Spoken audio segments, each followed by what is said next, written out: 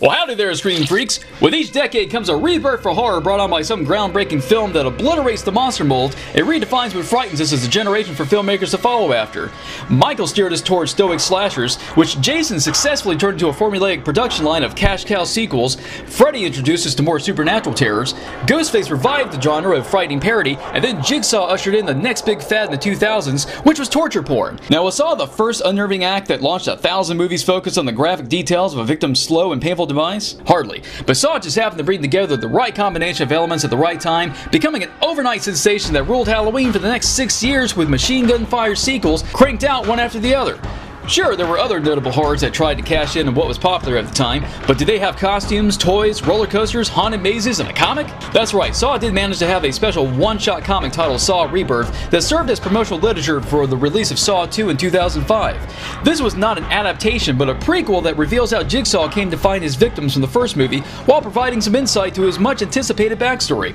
Ending the first movie with the sudden reveal of John Kramer's surprise involvement with the Jigsaw murders, audiences were left with very little knowledge of horror's new favorite star. The comic provided fans their first glimpse into Jigsaw as a character, giving them his evolution from regular Joe Schmo to the manipulative guidance counselor from hell. If you've seen all the Saw movies, then you pretty much know the origin story that was developed after this comic was published. Civil engineer John Kramer suffers the loss of his unborn child thanks to a robbery at his wife's health clinic and falls into a deep depression that becomes the downfall of his marriage. Following this monkey wrench in his life, John is then diagnosed with cancer and has a whole new appreciation for life, which he imposes on anyone he feels is squandering it by putting them in a life-threatening trap as the mysterious Jigsaw killer. He always gives them a means of escape, but not without a price that'll serve as a reminder of what they fought for. By comparison, this sequential prequel feels like a fluff piece when you go in already knowing all that, but it was pretty revealing at the time it hit the shelves and still serves as a great reference for connecting more of the dots that weave this 7-part mystery together. For instance, the comic shows us how Jigsaw met his victims from the first film at the hospital where he was diagnosed with cancer. The most obvious are Dr. Gordon, Zepp, and the flirtatious Mark, who's that guy seen catching fire. It's even here at the hospital that Jigsaw finds Amanda, who, if I remember right, he never learns had any involvement in the robbery that caused his wife's miscarriage. It's just supposed to be a coincidence that Amanda might have been a patient at his ex-wife's clinic, as Saw 6 suggests. The last victim we're shown is Paul, the victim of the razor wire maze. The comic reveals Paul is one of Jigsaw's co-workers,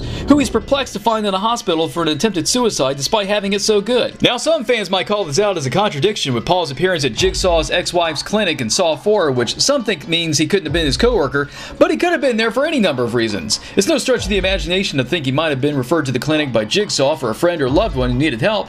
It really takes minimum effort to accept this into the continuity of the movies. I know. I'm probably connecting dots that aren't there, but that's what we die-hard fans do with our favorite movies when we don't want to accept lazy bullshit like alternative timelines or rebooted dimensions of storyline like so many characters are getting nowadays. Despite what some fans of continuity may say, this comic can easily be accepted in the timeline of the Saw movies. It's actually pretty remarkable how the writers managed to give Saw fans something new while familiar and keep it aloof enough to not conflict with future installments in the franchise. I love this deep moment in the comic where Jigsaw decides to kill himself after accepting his pending death to cancer, but his suicide attempt is this abstract splash page that we can't make heads or tails out of. What the fuck is happening here? I've always assumed the team behind the comic probably didn't have all the information they needed for fully realizing this pivotal moment in Jigsaw's background and just had to wing it, but the art proves otherwise. Saw 2 fills the gap and shows Jigsaw tried to end his life by driving off a cliff, but survived with a nasty injury. The wound is seen in the pages following this nonsense suicide splash page, meaning the artist knew what Jigsaw's wounds would look like after his attempted suicide, so it only stands to reason he had to have known he was going to crash the car the whole time, so what the fuck is this image he ended up giving us? Other than that, the only other scene in the comic you can accept with some stretch of the imagination or fight with criticism is the flashback to Jigsaw with his wife Jill before their divorce.